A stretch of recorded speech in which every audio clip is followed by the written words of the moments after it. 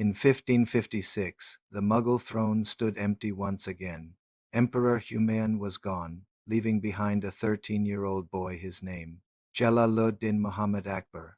Few could imagine that this child, born in the desert of Amarkat, would one day become the greatest ruler of the Mughal Empire, Akbar the Great. This is the story of his courage, his vision, and his dream of uniting an empire divided by faith and fear.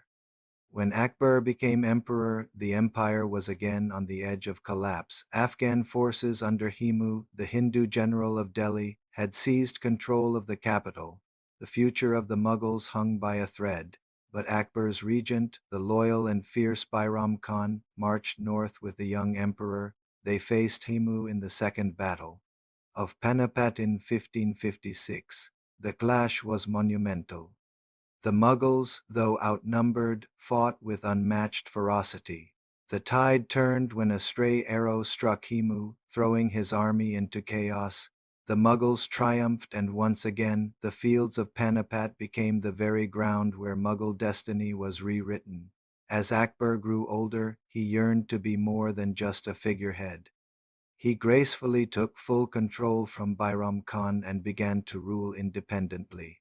His path was not easy. He faced rebellions from his own ambitious nobles and even his foster brothers. But through it all, he remained firm yet fair, showing a wisdom far beyond his years. Akbar understood a profound truth, that an empire's strength lay not in the sharp edge of the sword, but in the loyalty and hearts of its people. Akbar's ambition knew no limits. From his capital in Delhi, his armies marched out to conquer Malwa, Gujarat, Bengal, Kashmir, and deep into the Deccan. But his greatest victories were not won on the battlefield. He formed alliances with the powerful Rajput kings not through conquest but through respect and marriage. Among them was his famous union with Princess Jodha Bai of Amber. These alliances were revolutionary, building a foundation of trust that turned former rivals into the staunchest of allies. Under his reign, the Mughal Empire stretched farther than ever before, a vast domain reaching from Kabul in the west to Bengal in the east. But Akbar was not just a conqueror, he was a builder of systems, an architect of governance.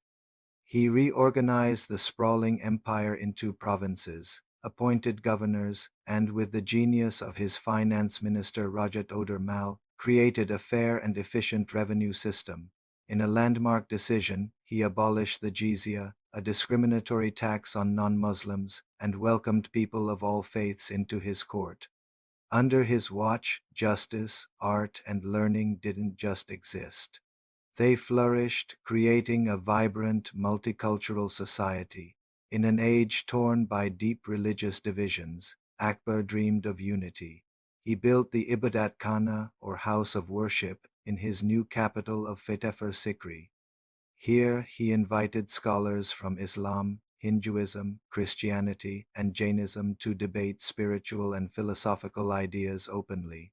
His relentless quest for harmony led him to create Din-i-Ilahi, the faith of the divine, a spiritual path that sought universal truth beyond the boundaries of organized religion. Although few followed this new path, it stood as a powerful symbol of his vision: peace through mutual understanding. Akbar's court became the cradle of a magnificent Indo-Persian culture. It was a golden age of art. Master painters like Baswan and Abdus Samad created breathtaking miniatures. The legendary musician Tansun filled the halls with his enchanting melodies, and poets like Faizi and the historian Abul Fazl chronicled the glory of the era. Akbar's dream city, Fatehpur Sikri, rose from red sandstone, a breathtaking symbol of the perfect balance between imperial power and artistic beauty. As Akbar aged, his final years were marked by personal sorrow. He faced a heartbreaking rebellion from his own son, Prince Salim, the man who would later be known as Emperor Jahangir. Yet, in a final act of compassion, Akbar forgave him, choosing family over fury. In 1605, at the age of 63, Akbar the Great passed away in Agra. He left behind an empire of unprecedented peace, unparalleled art, and boundless prosperity. Even centuries later, his name shines bright, a ruler remembered not for fear but for wisdom. This was the age of Akbar, the architect of India's golden empire. In our next episode, we meet his son, Jahangir, a complex ruler driven by art, romance, and rebellion. Make sure you subscribe and hit that notification bell to continue this royal journey through the Mughal dynasty. Thank you for watching.